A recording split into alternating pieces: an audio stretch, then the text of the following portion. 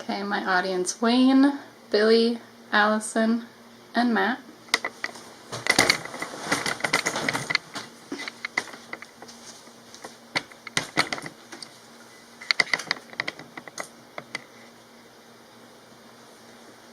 More than 4.6 million children in the United States have been diagnosed with a learning disability.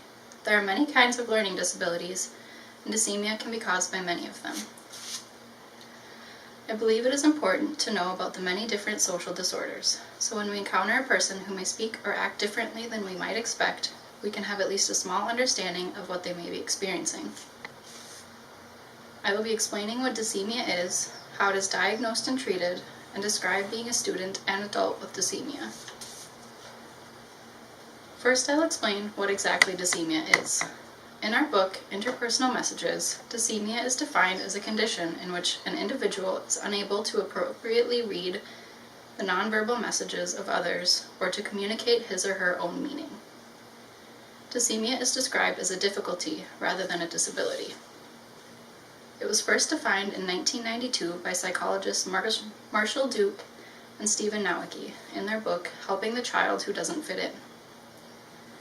Being unable to read, decipher, or communicate nonverbal messages can cause a huge amount of misunderstandings between people. Albert Mirabin conducted a set of studies that showed 93% of our communication is nonverbal, 55% being facial expression, and 38% through tone of voice. Can you imagine not being able to understand up to 93% of what someone is trying to say to you? Dyssemia can cause someone to misinterpret a nod yes and a shaking the head for no. It may seem like a simple thing, but a child in a classroom that thought a teacher nodded to say yes, they can go to the bathroom, but they actually shook their head no, can get them in a lot of trouble. Next, I will describe what the signs and symptoms someone with dyssemia may express and how it is treated. Dyssemia is not classified as a medical condition.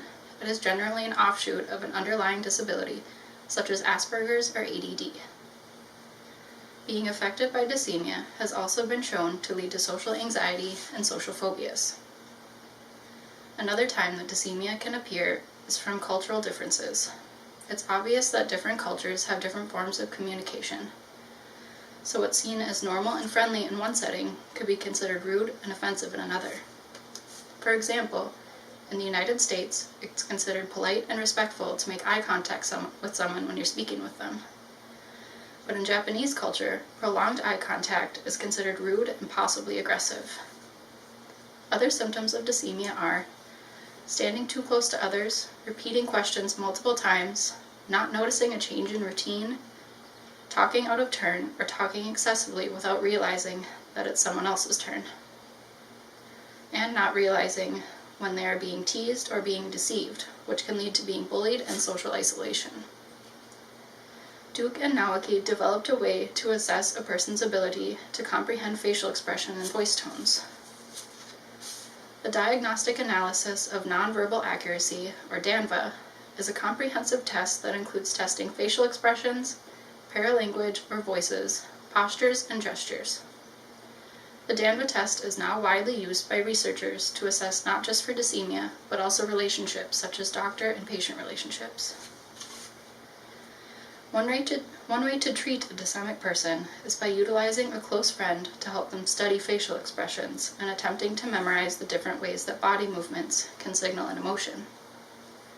Although this method can be somewhat ineffective due to different individuals having different ways that they can show their emotions. If you know someone who experiences dyssemia, you can make their life easier by explaining instructions fully or writing the instructions down. If the dyssemia is due to cultural differences, it can be relatively easy to fix. Just doing a little bit of research on the cultural norms of the place you are visiting can make a big difference. Now I will talk about the difficulties a person may experience in school and throughout their adult life with dyssemia. Children experiencing dyssemia in school are more likely to be the kid that's always in trouble. They're more likely to have outbursts in class or seen as disrespectful to their teachers. This can be especially difficult if the child and adults around them aren't aware that the child is dysemic. If the dyssemia isn't acknowledged, it can have serious effects on the child's social behavior.